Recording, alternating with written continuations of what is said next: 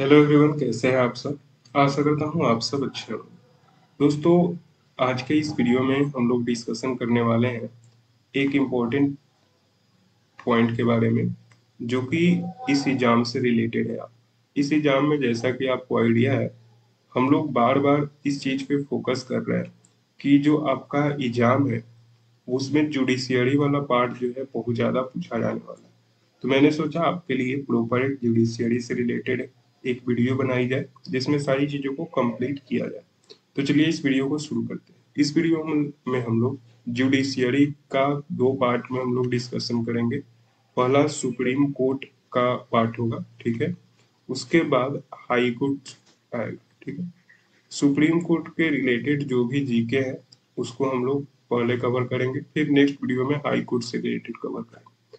तो चलिए बिना देरी किए हुए वीडियो को शुरू करते हैं।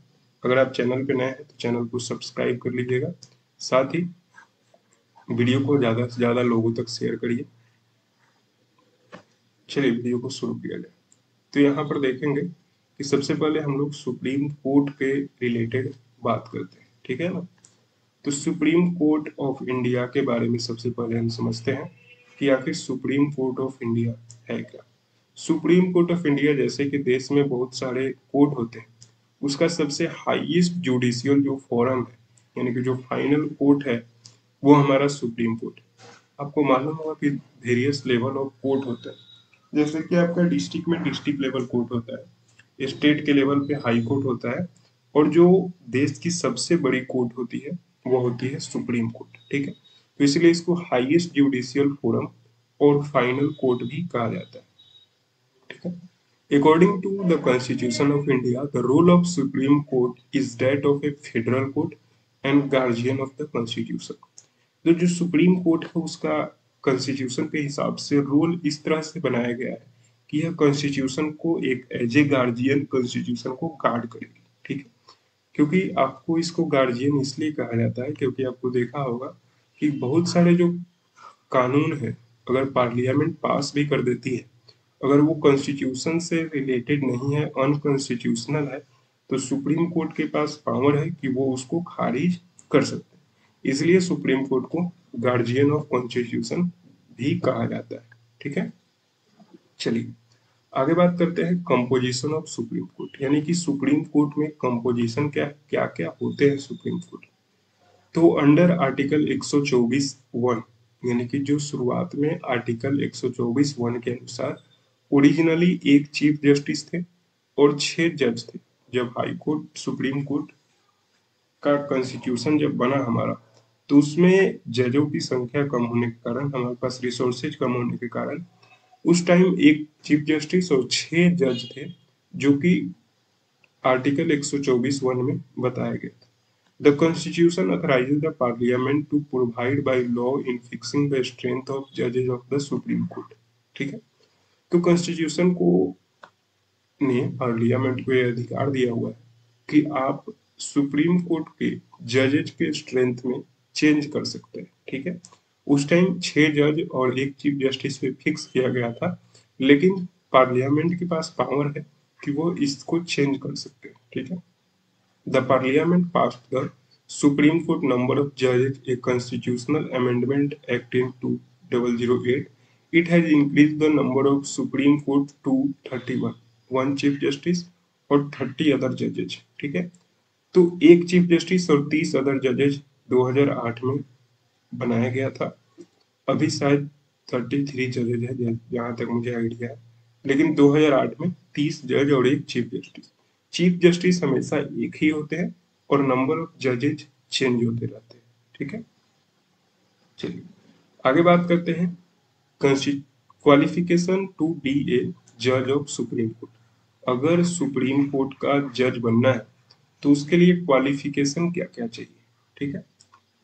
तो क्वालिफिकेशन क्या क्या है। सबसे पहला क्वालिफिकेशन है कि जिन्होंने भी सुप्रीम कोर्ट का जज बनना है वो सिटीजन ऑफ इंडिया होना चाहिए, यानी कि बाहर के सिटीजन नहीं बन सकते, केवल और केवल सिटीजन ऑफ इंडिया ही जज बन सकते हैं, ठीक है।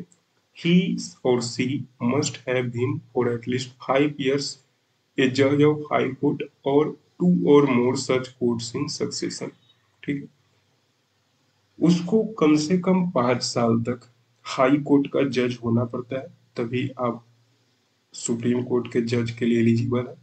Or an advocate of high court for 2 or more such courts in succession for at least 10 year, या फिर आप हाई कोर्ट या फिर ऐसे कोई कोर्ट के एडवोकेट 10 साल तक रहे हो। और the person must be in the opinion of the president A distinguished jurist.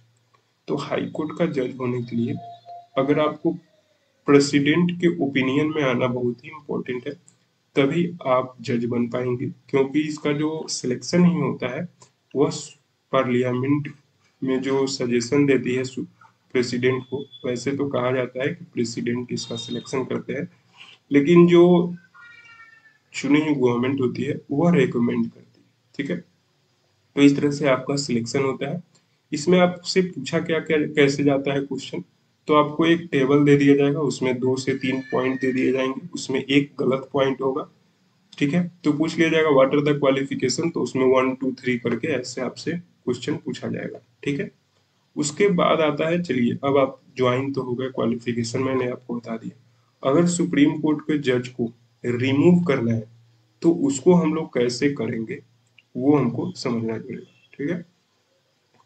तो मान लीजिए अगर सुप्रीम कोर्ट का जज है, उसको हमें अगर करना है रिमूव, तो आर्टिकल 124(4) के कारण, आर्टिकल 124(4) के अनुसार अगर सुप्रीम कोर्ट के जज को रिमूव करना है तो आर्टिकल 124(4) में इसका उल्लेख है, ठीक है। तो आपसे पूछे कौन सा आर्टिकल रिमूवल ऑफ जज ऑफ सुप्रीम कोर्ट से रिलेटेड है, तो वह है आर्टिकल 124(4), ठीक है। He is removed by President upon an address by both the houses of the Parliament, supported by a majority of not less than 2/3 of members present and voting, and a majority of total strength of the House on the ground of misbehavior or incapacity। मान लीजिए कोई supreme court का जज है, उसका कोई misbehaviour है या फिर इनकैपेसिटी है, या फिर उसको लोग समझते हैं एलिजिबल नहीं है, तो दोनों हाउसेज की 2/3 मेजोरिटी से ही उसको रिमूव किया जा सकता है। The president shall pass the order of removal in the same session in which the parliament passed the resolution। तो मान लीजिए जैसा कि आपको मालूम होगा, दो हमारे पास लोकसभा होती है और एक राज्यसभा होती है, ठीक है। तो दोनों में से कोई में भी आपका सबसे पहले पास होगा, मान लीजिए राज्यसभा में पास होगा, तो ये वाला फिर आपके पास जाएगा लोकसभा में, फिर अगर लोकसभा में भी पास होता है तो फिर प्रेसिडेंट को सुप्रीम कोर्ट के जज को हटाना होगा, ठीक है। Article 124(5) confirms the power on the parliament to provide by law for the procedure for the presentation of an address and for the investigation of proof of misbehavior or incapacity of the judge। Accordingly the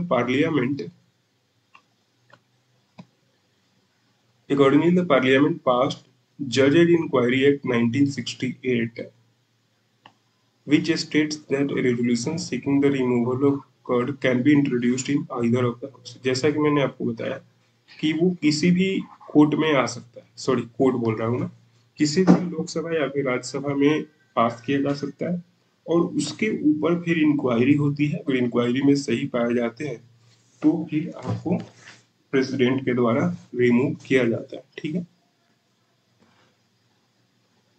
it is the highest forum and final court of appeal as established by part 5 chapter 4 of the constitution of India।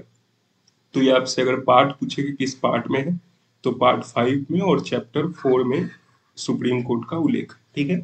124 से 147 तक constitution जो है supreme court के jurisdiction को बताता है, तो article 124 से 147, ठीक है, ये आप याद रखिएगा। अगर सुप्रीम कोर्ट से रिलेटेड कोई भी क्वेश्चन आता है, अगर मान लीजिए उसमें 3 ऑप्शन 147 के पार है, 124 से कम है, तो अगर आपको नहीं भी याद है तो 124 से 47 के बीच जो आपको ऑप्शन लगे वो आप टिक कर सकते हैं, ठीक है। उसके बाद है सुप्रीम कोर्ट है original jurisdiction, appellate jurisdiction and advisory jurisdiction. तो सुप्रीम कोर्ट का एक ओरिजिनल ज्यूरिसडिक्शन होता है, यानी कि किसी भी चीज पे आप ज्यूरिसडिक्शन दे सकते हैं। सुप्रीम कोर्ट एडवाइस कर सकता है या फिर अपील कर सकता है, ठीक है। तो ये अपीलेट ओरिजिनल और एडवाइजरी, तीन प्रकार की डिस्कस जुरिस्डिक्शन जो होती है वह सुप्रीम कोर्ट की होती। ठीक है, चलिए नेक्स्ट पॉइंट पे चलते हैं।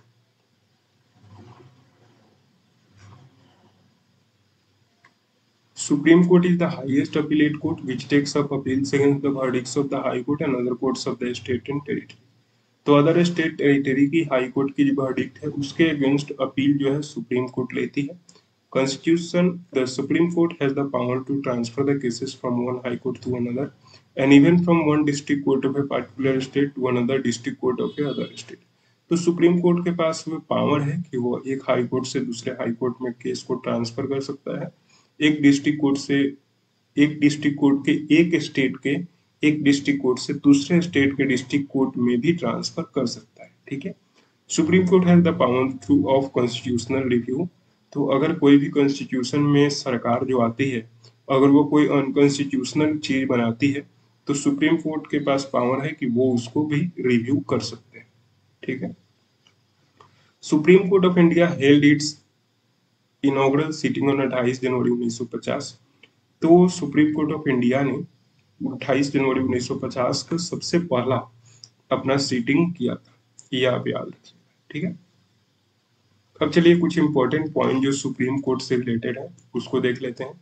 अभी तक हम लोगों ने डिस्कस किया कि सुप्रीम कोर्ट क्या है, उसके क्वालिफिकेशन क्या चाहिए, साथ ही आपका रिमूवल कैसे होता है। अब यहाँ पर इम्पोर्टेंट जो पॉइंट है वो देख लेते हैं। जो फर्स्ट वुमेन जज of supreme court was justice Fatima Bibi in 1987। 1987 में जो पहला वुमेन जज थी सुप्रीम कोर्ट की वो फातिमा बीबी थी। ठीक है, लेकिन कोई भी अभी तक फीमेल चीफ जस्टिस नहीं बना है। ठीक है, एडहॉक जजेज क्या होते हैं? Ad hoc judges are non-Supreme Court judges who sit in the Supreme Court when there is insufficient quorum to perform the judicial duties। तो कुछ एडहॉक जजेज अपॉइंट किए जाते हैं। ठीक है, जो कि एडहॉक जजेज अपॉइंटेड बाय चीफ जस्टिस के द्वारा अपॉइंट किए जाते हैं for obtaining after obtaining consent from president. तो प्रेसिडेंट के सहमति के बाद कुछ एडहॉक जजेज अपॉइंट किए जाते हैं। ये एडहॉक जजेज होते क्या हैं? एडहॉक जजेज वो जज होते हैं जो इनसफिशिएंट कोरम है किसी के लिए तो एडिशनल एज आप कह सकते हैं कि जुडिशियल ड्यूटीज के लिए इनको सुप्रीम कोर्ट में बैठाया जाता है। ठीक है, चलिए यहाँ तक आप सारी चीजों को समझ गए अच्छे से। अब नेक्स्ट पॉइंट पे आगे बढ़ते हैं। नेक्स्ट है serving high court and retired supreme court high court जजेज can sit and act as ad hoc जजेज of the supreme court. तो जो भी सर्विंग हाई कोर्ट के जज हैं, ठीक है, हाई कोर्ट के जो भी सर्विंग जज हैं वो यहाँ पर सीट कर सकते हैं यानी कि बैठ सकते हैं जब तक वो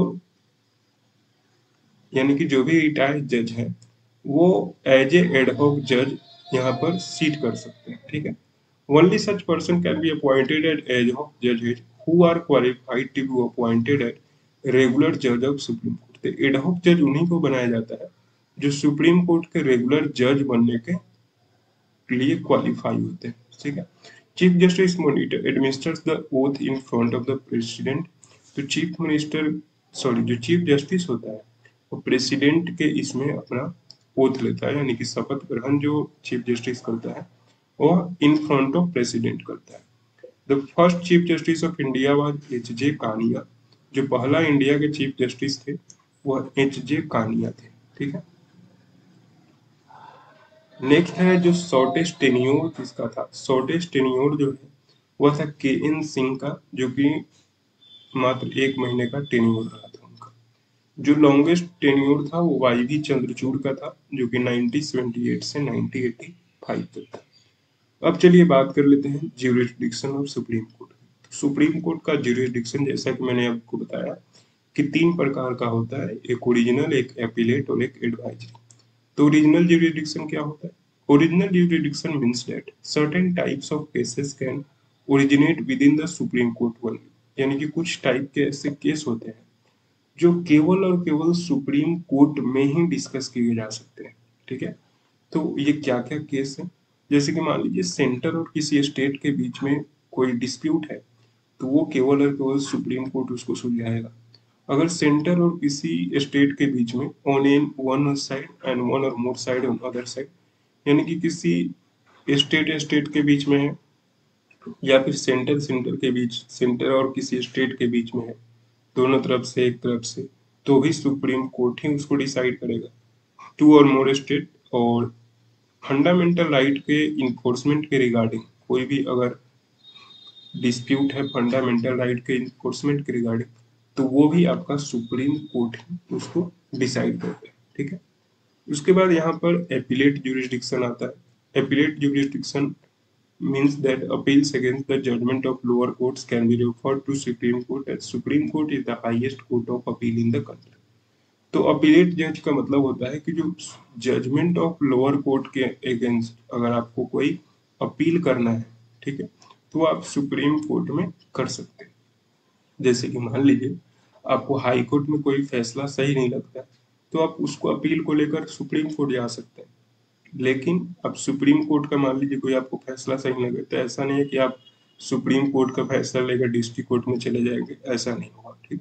तो हमेशा आपको अगर लोअर कोर्ट से अपर है तो आपको सुप्रीम कोर्ट ही जाना पड़ेगा। उसके बाद है एडवाइजरी जुरिडिक्शन। तो advisory jurisdiction refers to the process where the president seeks the court advice on legal matters. तो कोई भी अगर लीगल मैटर है तो उसमें अगर प्रेसिडेंट अगर कुछ एडवाइस चाहते हैं तो वो एडवाइजरी जुरिडिक्शन भी आपको सुप्रीम कोर्ट देता है। If the president ask for advice from the supreme court, the court is duty bound to give it. अगर प्रेसिडेंट सुप्रीम कोर्ट से एडवाइस मांगते हैं तो कोर्ट इसको ड्यूटी है कि वो इसको देगा ही। However it is not binding on the president to accept the advice.